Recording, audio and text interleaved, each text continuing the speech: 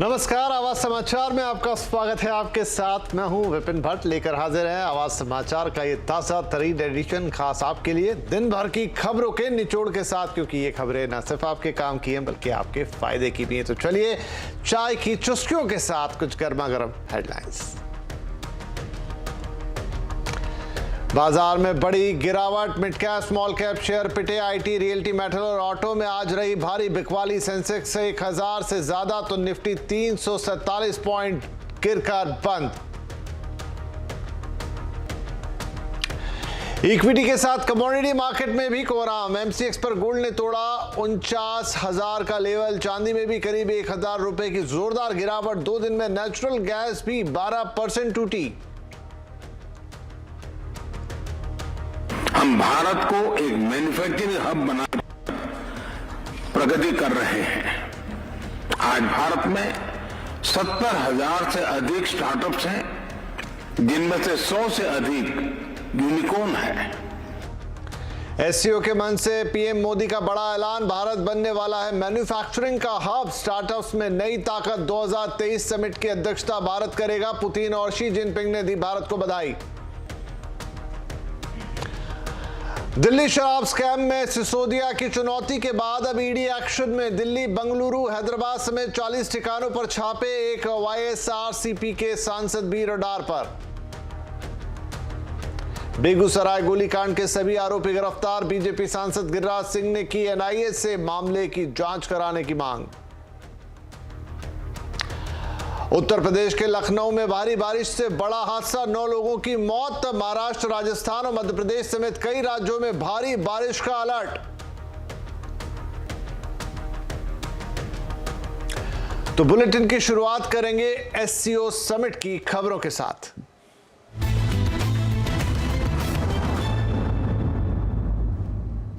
SCO यानी कि Shanghai cooperation organisation summit में प्रधानमंत्री मोदी के आज हमने देखा कि बड़ा एक अहम दिन वहां पर रहा और प्रधानमंत्री मोदी ने कहा है कि भारत बड़ी अर्थव्यवस्थाओं में सबसे तेज ग्रोथ दर्ज कर रहा है। उज्बेकिस्तान के समरकंद में चल रहे समिट में रूस के राष्ट्रपति व्लादिमीर पुतिन, चीन के राष्ट्रपति शी जिनपिंग और पाकिस्तान के प्रधानमंत्री शहबाज शरीफ भी शामिल हो रहे हैं। शहबाज शरीफ की मौजूदगी प्रधानमंत्री ने कहा कि सदस्य देशों को ट्रांजिट और बेहतर कनेक्टिविटी के अधिकार को मान्यता देनी चाहिए। आपको बता दें कि इंटरनेशनल ट्रांजिट और कनेक्टिविटी के कई प्रोजेक्ट्स में पाकिस्तान रोड़े अटकाता रहा है। गुजरात में global centre for traditional medicine की चर्चा करते हुए पीएम ने कहा कि हम पारंपरिक दवाओं पर एससीओ वर्किंग ग्रुप बनाएंगे। इसके अलावा मोदी ने फूड सेफ्टी के लिए मोटे अनाज जैसे बाजरा को प्रमोट करने की बात भी कही। उन्होंने कहा कि 2023 को UN international year of millet के तौर पर सफल बनाने में एससीओ के देश बड़ी भूमिका निभा सकते हैं। इधर उन्होंने कहा कि भारत को मैन्युफैक्चरिंग हब बनाना वो चाहते हैं। भारत में 70,000 स्टार्टअप और 100 से ज्यादा यूनिकॉर्न्स हैं। स्टार्टअप इकोसिस्टम में भारत एससीओ देशों का सहयोग करने के लिए तैयार है। हम भारत को एक मैन्युफैक्चरिंग हब बना प्रगति कर रहे हैं।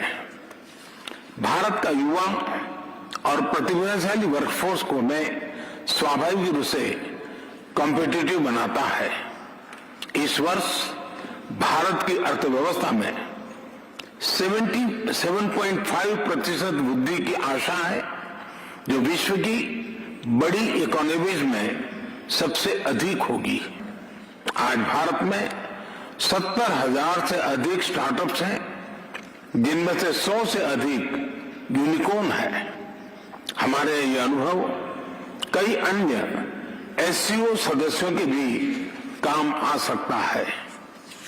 इसी उद्देश्य से हम एक नए special working group on startups and innovation की स्थापना करके एससीओ के सदस्य देशों के साथ अपना अनुभव साझा करने के लिए तैयार है। आज विश्व के मेडिकल एंड वेलनेस टूरिज्म के लिए सबसे किफायती डेस्टिनेशन में से एक है। अप्रैल 2022 में गुजरात में WHO global centre for traditional medicine का उद्घाटन किया गया। पारंपरिक चिकित्सा के लिए यह WHO का पहला और एकमात्र ग्लोबल सेंटर होगा। हमें एससीओ देशों के बीच ट्रेडिशनल मेडिसिन पर सहयोग बढ़ाना चाहिए। इसके लिए भारत एक नए SCO working group on traditional medicine पर पहल लेगा। तो भारत को मैन्युफैक्चरिंग का हब बनाना, भारत की नई ताकत, उसके स्टार्टअप, 100 से ज्यादा यूनिकॉर्न्स, ये सारी बातें भारत की शक्ति के तौर पर प्रधानमंत्री मोदी ने समरकंद में रखी हैं। चलिए रुक करते हैं समरकंद का, जहां से हमारे संवाददाता अमिताभ सिन्हा जुड़ रहे हैं। तो अमिताभ, क्या अपडेट है? आज कार्यक्रम में मोदी जी ने अपनी बात तो रखी, लेकिन उसके अलावा बड़े मीटिंग्स के शेड्यूल भी हैं, या पुतिन से मुलाकात, उसके अलावा और भी राष्ट्राध्यक्षों से मुलाकात, क्या अपडेट है उस पर? देखिए, एससीओ समिट में प्रधानमंत्री मोदी एक विश्व गुरु यानी एक ट्रू स्टेट्समैन के रूप में नजर आए। ना उन्होंने आतंकवाद पे बात की, ना पाकिस्तान के साथ तलखी पर बात की, ना इस इलाके में जो फंडामेंटलिज्म का जो रिलीजियस फंडामेंटलिज्म चल रहा है उसके ऊपर बात की। प्रधानमंत्री ने बात की तो दुनिया भर के खाद्यान्न संकट की, महंगाई की, और सबसे यही कहा, सभी देशों से ये अपील की कि सप्लाई चेन को ठीक किया जाए और ट्रांजिट दें सभी देश अपने ईगो को ताक पर रखकर, तभी जनता मानवता का भला होगा। और अब आने वाली उनका संदेश यही था कि आने वाला वक्त आतंकवाद का नहीं, मानवतावाद का है। दूसरी बात जो प्रधानमंत्री की सबसे महत्वपूर्ण थी वो थी वैकल्पिक भोजन की चीजें, वैकल्पिक खाने की चीजें, खेती की चीजें, उन सब पर कैसे ध्यान दिया जाए। और खासकर उन्होंने याद दिलाया कि जब यूनाइटेड नेशन ने अंतर्राष्ट्रीय वर्ष घोषित किया है मिलेट का, तो कैसे दुनिया भर में मिलेट की खेती होती रही है, उसको कैसे बढ़ावा दिया जाए ताकि लोगों को सस्ती खेती और सस्ता अनाज खाने में उपलब्ध हो सके। भारत एक मैन्युफैक्चरिंग हब के रूप में उभरा है, उस कैसे भारत अपने इनोवेशन को, अपने स्टार्टअप्स को, अपने यूनिकॉर्न्स जो यहां बन रहे हैं, कैसे इसको लेकर एससीओ के देशों की मदद कर सकता है, फ्रंट से लीड कर सकता है। प्रधानमंत्री ने एक खुला ऑफर भी दिया है। लेकिन पाकिस्तान अपना रोना रोता रहा, आतंकवाद से सबसे ज्यादा पीड़ित देश होने की दुहाई देता रहा। साथ ही साथ उन्होंने जो बाढ़ से वहां विभीषिका आई है, उसकी अर्थव्यवस्था चरमराई है, उसका रोना रोते रहे वहां के प्रधानमंत्री। लेकिन सबसे जो महत्वपूर्ण बात है, शी जिनपिंग ने भारत का धन्यवाद दिया, उन्हें शुभकामनाएं दी कि अगला एससीओ का नेतृत्व तो उनके हाथ में जा रहा है आने वाले दिनों में, और आगे आने वाले दिनों में इस नेतृत्व के साथ साथ भारत एससीओ को किस दिशा में ले जाएगा, भारत के ऊपर निर्भर करता है।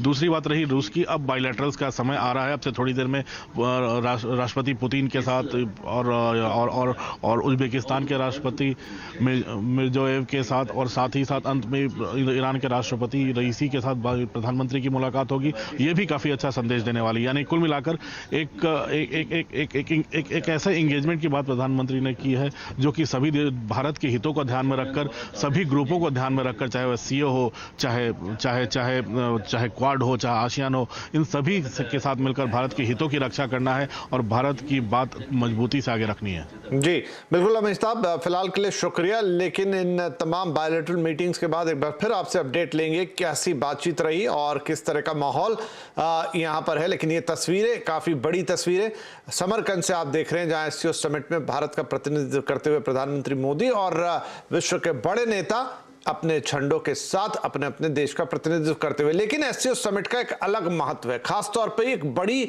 आर्थिक संगठन के तौर पे भी देखा जाता है, क्योंकि दुनिया की 40% आबादी इसी इलाके में रहती है, यानी शंघाई कोऑपरेशन ऑर्गेनाइजेशन का जो पूरा इलाका है, इसलिए इसका आर्थिक महत्व बहुत ज्यादा है।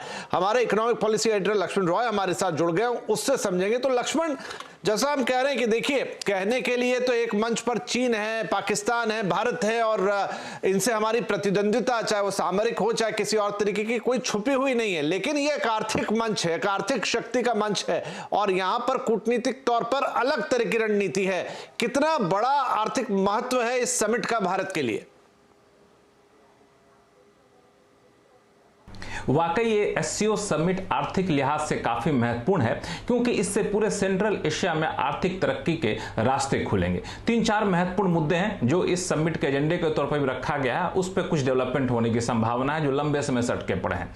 मिसाल के तौर पर एक है तापी पावर ट्रांसमिशन लाइन। ये 1814 किलोमीटर की पावर ट्रांसमिशन लाइन है जो तुर्कमेनिस्तान, अफगानिस्तान, पाकिस्तान होते हुए भारत तक पहुंचेगा। इस तापी पावर ट्रांसमिशन लाइन के बन जाने से जो है पूरे इलाके में पावर सिक्योरिटी हो जाएगी, यानी बिजली की किल्लत नहीं रहेगी। कुछ हद तक बना है, लेकिन पाकिस्तान इसमें एक महत्वपूर्ण रोड़ा बनकर निकल आ रहा है। वो अपने क्षेत्र से इस ट्रांसमिशन लाइन को बिछाए जाने के पक्ष में नहीं है। तो पाकिस्तान को कैसे मनाया जाए, ये एक महत्वपूर्ण है, ये पावर सेक्टर के लिए भी काफी महत्वपूर्ण है।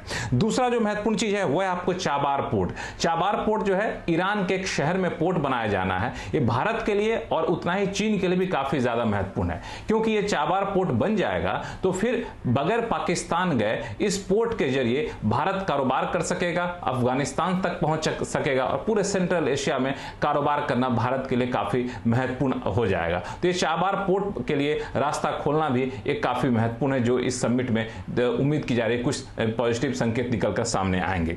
एक तीसरी चीज है वह international north south transport corridor. ये जो कॉरिडोर है ये दरअसल भारत और हिंद महासागर के बीच जो है और बाकी सदस्य देशों के बीच एक कनेक्टिविटी को तय करेगा। एक कनेक्टिविटी बनने से क्या होगा कि पूरे जो एससीओ के जितने भी सदस्य देश हैं उनके बीच बेहतर कारोबार हो सकेगा, आना जाना काफी ज्यादा आसान हो जाएगा। तो इस कॉरिडोर के लिए भी रास्ता बने, आम सहमति बने, काम तेजी से हो, यह भी सुनिश्चित किया जाना इस समिट का एक महत्वपूर्ण हिस्सा है। इसमें भारत, ईरान और उज्बेकिस्तान के बीच वर्किंग ग्रुप का गठन भी किया जा चुका है। और इन सब के अलावा आपको कनेक्टिविटी के अलावा इन सदस्य देशों के बीच में स्टार्टअप के बीच में सहयोग हो, टेक्नोलॉजी के बीच में सहयोग हो, परंपरागत दवाएं जो है इसके बीच में आपसे लेन देन हो, इन सारे मुद्दों पर चर्चा किया जाना है। और इसलिए काफी महत्वपूर्ण है क्योंकि इस क्षेत्र में अगर आर्थिक सहयोग बढ़ता है, आर्थिक तरक्की बढ़ती है तो पूरे दुनिया के लिए काफी महत्वपूर्ण है, क्योंकि एससीओ देश के सदस्य देशों की जितनी भी जीडीपी है पूरी दुनिया की जीडीपी का 30% है, पूरी दुनिया के पॉपुलेशन यानी जनसंख्या का 40% है।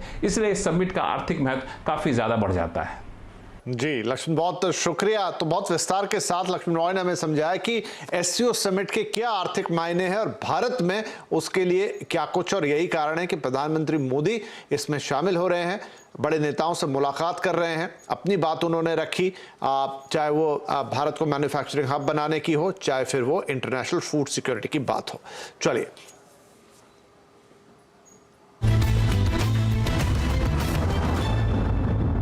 अब दिन की दूसरी दो बड़ी खबरों की तरफ जाते हैं और ये है शेयर बाजार और कमोडिटी मार्केट से। तो पहले बात कर लेते हैं शेयर बाजार की, जहां पर आज भारी गिरावट का दिन रहा।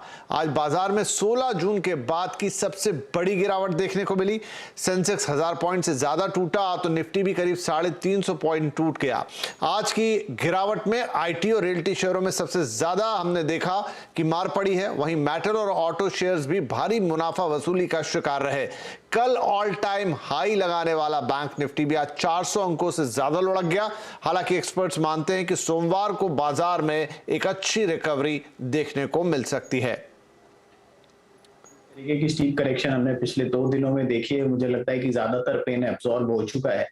एट बेस्ट आपको फर्स्ट हाफ में थोड़ी बहुत नर्वसनेस देखने को मिल सकती है, बट सेकंड हाफ ऑनवर्ड्स आपको काफी बढ़िया इंप्रूवमेंट देखने मिलनी चाहिए, क्योंकि वैल्यूएशंस हमारे हिसाब से बाजार में महंगी नहीं है। चलिए, बाजार में वैल्यूएशंस महंगे नहीं है और उम्मीद की सोमवार को सेकंड हाफ में एक अच्छी रिकवरी देखने को मिलेगी। लेकिन इधर कमोडिटी मार्केट ने भी आज झटका दिया। कमोडिटी मार्केट में कोहराम की स्थिति दिखी। अगले हफ्ते आने वाली फेड की पॉलिसी से पहले सोना 49,000 के नीचे फिसल चुका है। वहीं चांदी में भी जोरदार गिरावट है। एमसीएक्स पर चांदी में करीब 1,000 रुपए तक की डाउनफॉल देखने को मिल रही है। ताजा तस्वीर आपके सामने। गोल्ड एमसीएक्स पर अभी 49,000 से थोड़ा 49,000 से थोड़ा ऊपर, तो चांदी में अब ये गिरावट थोड़ी कम तो हुई है, लेकिन अभी भी 500 रुपए से ज्यादा की गिरावट है। वहीं कॉमेक्स गोल्ड $1,650 के लेवल तक फिसल चुका है। सिर्फ सोना चांदी नहीं बल्कि एनर्जी बास्केट पर भी दबाव है। अमेरिका में सिर्फ 2 दिन में नेचुरल गैस करीब 12% तक टूट गई है। वहीं ब्रेंट का भाव $90 प्रति बैरल पर फिसल चुका है। एक्सपर्ट्स मान रहे हैं कि सोने में अभी और करेक्शन देखने को मिल सकता है। मेरे ख्याल से $1,650 इस बार कॉमेक्स में भी टूटेगा और इंटरनेशनल मार्केट में अगर टूटता है तो घरेलू बाजार में मुझे लगता है कि 48,500 तक सोना यहाँ पे आ सकता है। तो शॉर्ट टर्म में थोड़ा सा अगर हम वेट करें, जो इन्हें फिजिकल बाइंग करनी है उनके लिए अच्छा मौका है यहाँ पे खरीदने का। जो यहाँ पे फ्यूचर्स में करना चाह रहे हैं उन्हें भी यहाँ पे पोजिशनल ट्रेड बन रही है कि करंट मार्केट प्राइस से भी अगर सेल करते हैं तो 48,200 से 48,500 तक की प्राइसेस यहाँ पे मिलेंगी। चलिए, तो चाहे आप ट्रेडर हो, चाहे आप फिजिकल सोना खरीदना चाहते हो, अभी 48,500 या उससे नीचे के भी लेवल्स देखने को मिल सकते हैं, यानी कि सोना में और गिरावट गहरा सकती है। तो ये है कमोडिटी मार्केट और इक्विटी मार्केट का अपडेट। अब लौटते हैं कुछ और खबरों की तरफ। यूक्रेन से लौटे मेडिकल के छात्र जिनकी पढ़ाई अधर में लटकी हुई है, उनके एडमिशन को लेकर अब सुप्रीम कोर्ट ने सरकार को एक सुझाव दिया है। सुप्रीम कोर्ट ने कहा है कि ऐसे छात्रों के एडमिशन को आसान बनाने के लिए सरकार को पोर्टल बनाना चाहिए। हमारे संवाददाता आलोक प्रियदर्शी इन स्टूडेंट से खास बातचीत करने पहुंचे थे। जो आज सुप्रीम कोर्ट में हियरिंग हुई, उस बारे में बातचीत करने के लिए हमारे साथ यूक्रेन से लौटे हुए तमाम मेडिकल स्टूडेंट्स भी हैं और उनके साथ जो कोर्ट में अपनी लड़ाई लड़ रही हैं, अपनी बात कह रही हैं, वो भी हमारे साथ दिव्या जी हैं। सबसे पहले दिव्या जी बताइए कि आज कोर्ट में क्या हुआ, क्या आप लोगों की प्ली थी और क्या आज सुप्रीम कोर्ट ने कहा? स्टूडेंट्स से तरफ से उनके रिक्वेस्ट दिए हैं और नेशनल मेडिकल कमीशन कल एक नोटिफिकेशन दिया है एकेडमिक मोबिलिटी के बारे में कि इन कंट्रीज़ में जा सकते हो। बट आज जो जस्टिस हेमंत गुप्ता ने बताया कि it is not possible that you just tell countries, क्योंकि स्टूडेंट्स सब स्कैटर हो जाएंगे। बात यह है कि एकेडमिक ट्रांसफ़र जब कर रहे थे स्टूडेंट्स, तो दूसरी कंट्रीज़ में इतनी सीट्स नहीं है। जैसा इंडिया में भी क्वालिटी एजुकेशन है, वैसे उन देशों में भी है, तो इतने सीट्स उनके पास भी नहीं है। जब एकेडमिक ट्रांसफ़र नहीं हो सकता है तो एकेडमिक मोबिलिटी कैसे हो सकता है? अगर पोर्टल बनना है तो कितने स्टूडेंट्स एकेडमिक मोबिलिटी में कौन से यूनिवर्सिटीज़ में देंगे? लिस्ट ऑफ यूक्रेनियन यूनिवर्सिटीज़ कितने हैं, कितने स्टूडेंट्स पढ़ाई कर रहे हैं और कौन से यूनिवर्सिटीज़ में वो लोग एकेडमिक मोबिलिटी लेंगे, ये क्लैरिफिकेशन दिया तो जस्टिस होगा। प्लान बी क्या है?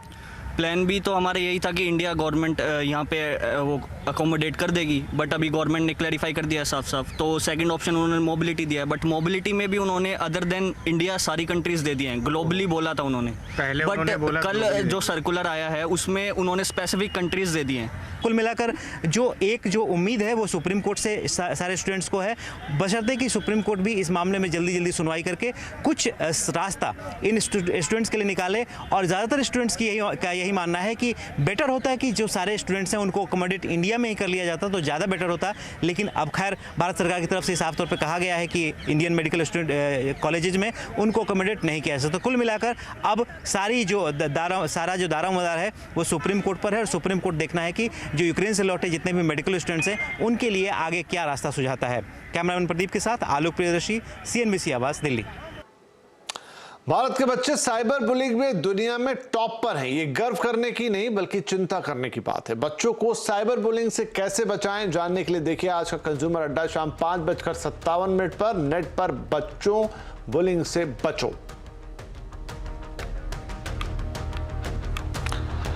दिल्ली की नई शराब नीति में कथित घोटाले को लेकर ईडी का एक्शन लगातार जारी है। आज ईडी ने देश भर में 40 ठिकानों पर रेड मारी है। ईडी की टीम ने बंगलुरु, हैदराबाद, नेल्लोर, चेन्नई, दिल्ली समेत अन्य जगह छापेमारी की है। ये छापे शराब कारोबारियों और वितरकों, डिस्ट्रीब्यूटर से जुड़े ठिकानों पर मारे गए हैं। इससे पहले ईडी ने 6 सितंबर को देश भर में 45 ठिकानों पर छापेमारी की थी।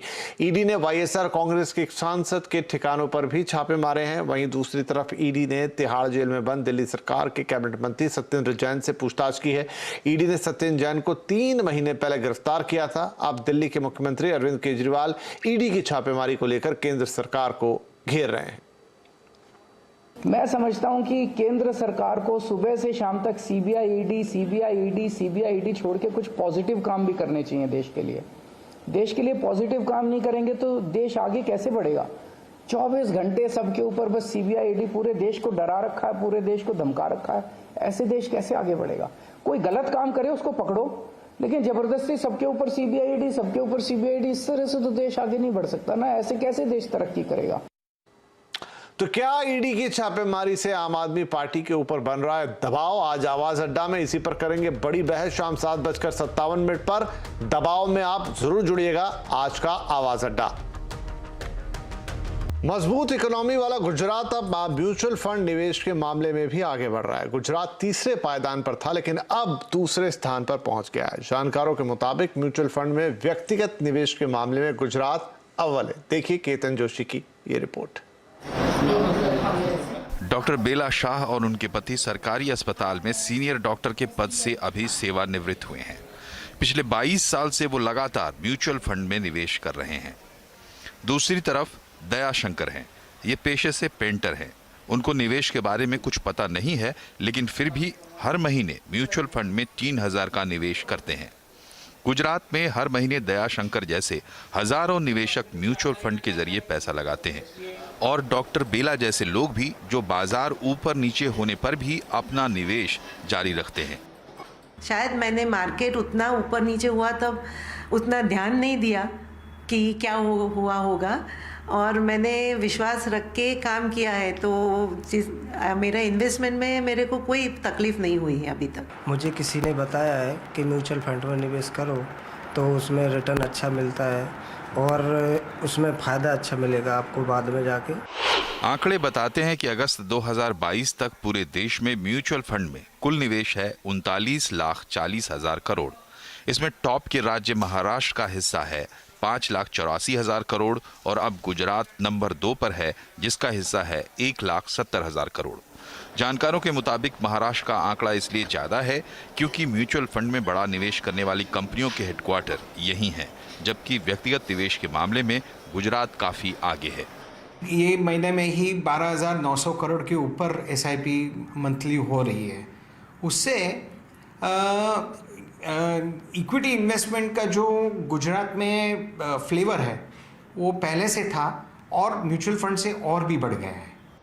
गुजरात के बाद दिल्ली और कर्नाटक जैसे राज्य हैं, लेकिन MF निवेश में टॉप 30 शहरों में गुजरात के 4 और टॉप 100 शहरों में 13 शहर शामिल हैं। गुजरात में छोटे गांव तक म्यूचुअल फंड में अपना निवेश बढ़ा रहे हैं।